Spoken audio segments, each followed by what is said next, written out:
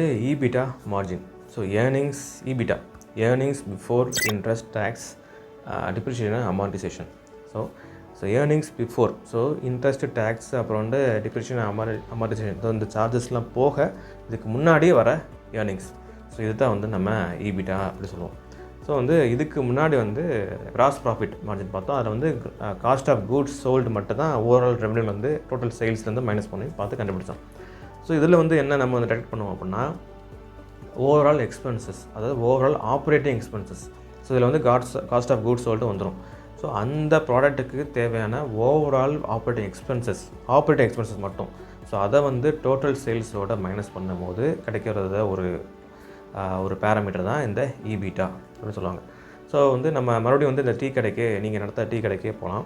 So 1 மந்த்துக்கு வந்து அந்த டீ கடைக்கு வந்துட்டு 50,000 வந்து ரெவன்யூ வருது.